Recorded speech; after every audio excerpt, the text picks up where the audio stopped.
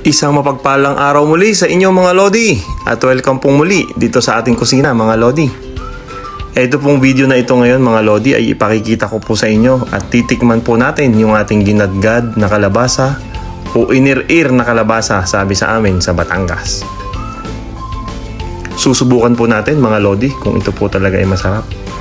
Ito po, nagluto muna tayo ng apat at ito po yung ating titikman mga Lodi. Samahan nyo po ako.